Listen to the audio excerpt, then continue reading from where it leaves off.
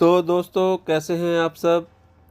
मैं राकेश त्यागी अपने इस चैनल पर आप सभी का दिल से स्वागत करता हूं।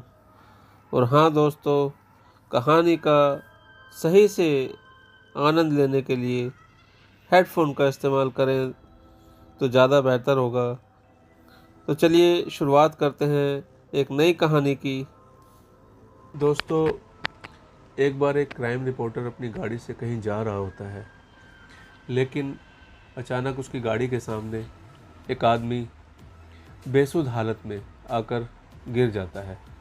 तभी क्राइम रिपोर्टर अचानक अपनी गाड़ी का ब्रेक लगा देता है, लेकिन वो बहुत घबरा जाता है। उसे समझ नहीं आता कि इतने सुनसान रास्ते में ये आदमी आया तो आया कहाँ से। तभी वो हिम्मत करके गाड़ी से बाहर निकलता है और उस आदमी को उठाता है। तभी वह घबराते हुए रिपोर्टर से बताता है कि कोई उसे जान से मारना चाहता है, इसलिए वो अपनी जान बचाकर भाग रहा था। लेकिन रिपोर्टर को उसकी बात पर भरोसा नहीं होता। फिर भी रिपोर्टर उसकी हेल्प करने के लिए उसको गाड़ी में बिठाकर हॉस्पिटल के लिए जाने को कहता है। लेकिन वो आदमी पहले पुलिस स्टेशन जाने की बात करता है। अब रिपोर्टर को थोड़ा उस पर भरोसा होने लगा था, लेकिन अब रिपोर्टर के दिल में यह ख्याल आता है कि क्यों ना यह केस वह खुद सुलझा ले और बाद में पुलिस को इन्फॉर्म करे। और रिपोर्टर की ये सबसे बड़ी गलती होती है, जो कि एक नए अध्याय की शुरुआत करती है। अब तक रिपोर्टर को इस इंसान पर पूरा भरोसा हो चुका होता है और वो उनकी बातों में आ जाता है। वो इंसान एक हॉस्पिटल का नाम बताता है और कहता है कि वहाँ एक डॉक्टर है जिसको वो जानता है, और उसके पास जाने की जिद करने लगता है।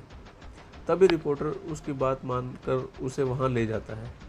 हॉस्पिटल पहुंचकर उन्हें पता चलता है कि डॉक्टर तो आज छुट्टी पर हैं और वो अपने घर पर ही होंगे।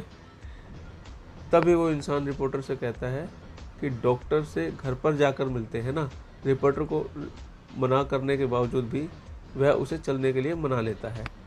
तभी दोनों डॉक्टर के घर के लिए निकल पड़ते हैं और जैसे ही घर पहुंचते हैं तो ये जो डॉक्टर हैं वो भी रिपोर्टर की पहचान के ही होते हैं।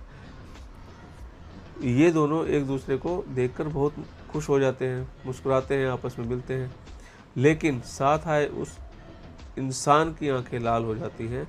उसके अंदर अजीब सा गुस्सा दिखाई देता है। डॉक्टर रिपोर्टर को घर के अंदर बुलाते हैं।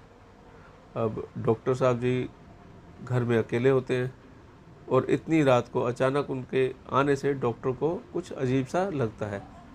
फिर भी वह रिपोर्टर को पहले से जानते थे, इस वजह से उनके दिमाग पर ज़्यादा जोर न डालते हुए तो उनको आने देते हैं और नॉर्मल बिहेव करते हैं। तभी रिपोर्टर डॉक्टर को सारी घटना बताते हैं, लेकिन डॉक्टर को फिर भी यह बात समझ नहीं आती कि यह आदमी उन्हें कैसे जानता है। चलो ठीक है, रिपोर्टर जानते हैं, मगर वो आदमी उनको कैसे जानता है।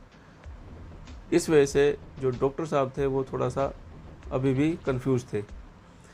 जो रिपोर्टर के साथ आया है, तभी वह इंसान डॉक्टर के बारे में कुछ पुरानी बातें बताने लगता है, जिसकी वजह से डॉक्टर को भी अब यकीन हो चला होता है कि वो इंसान सच बोल रहा है। शायद डॉक्टर की उसे भूल चुके हो सकता है डॉक्टर साहब उसको भूल गए हो। काफ़ी समय बीत चुका था। अचानक से डॉक्टर उठकर कहते हैं कि रुकिए, मैं आप लोगों के लिए चाय बनाकर लाता हूँ। तो तभी वो आदमी कहता है कि जी आप रहने दीजिए, मैं चाय बना कर लाऊंगा, आप मुझे अपने किचन का रास्ता बता दीजिए। तो लेकिन डॉक्टर को ये बड़ा अजीब लगता है और उसे बिल्कुल भी अच्छा नहीं लगता कि कोई और उनके किचन को इस्तेमाल करे। ऐसे कैसे किसी को अंदर जाने देंगे भाई, बाहर से नया आदमी मिला है। तो वह उसे मना कर देते हैं, लेकिन वो इंसान काफ़ी जिद करने लगता है। अब डॉक्टर को मजबूरी में उसे किचन तक जाने के लिए कहना पड़ा कि भाई ये लो जी किचन, संभालो अपना किचन, बनाओ चाय। और डॉक्टर उसे चाय का सामान देते हैं और बाहर चले जाते हैं। तभी वो आदमी गैस का रेगुलेटर ऑन करके किचन की सारी खिड़कियां बंद कर देता है और थोड़ी देर बाद डॉक्टर को आवाज़ देता है कि आपका लाइटर नहीं चल रहा। तो डॉक्टर साहब जैसे ही किचन में आते हैं तो उन्हें गैस की बदबू आती है, ये इतनी स्मेल आ रही है गैस की। लेकिन वो सामान्य बात समझकर उस इंसान से लाइटर लेते हैं और जैसे ही वे लाइटर जलाते हैं वो आदमी बाहर भागता है और अचानक गैस की आग डॉक्टर को चपेट में ले लेती है। अचानक हुई ऐसी घटना से रिपोर्टर को कुछ समझ नहीं आता और वह रिपोर्टर उस आदमी के साथ घर के बाहर भागता है। रिपोर्टर यह घटना देखकर जल्दी से पुलिस को इन्फॉर्म करता है और साथ ही साथ फायर ब्रिगेड को भी बुलाता है, लेकिन तब तक बहुत देर हो चुकी थी। घटनास्थल पर पुलिस के आने से उस आदमी के साथ वहां से निकल जाता है और गाड़ी की स्पीड तेज करते हुए कहीं अकेले स्थान पर जाना चाहता है। दरअसल ये सब देखकर उसका दिमाग घूम चुका था। उसे कुछ समझ नहीं आ रहा था कि ये सब चल क्या रहा है।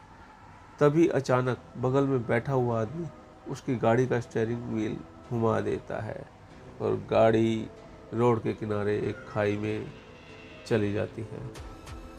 गाड़ी का इतना ज़बरदस्त एक्सीडेंट होने के बाद दोनों की हालत बहुत बुरी हो जाती है।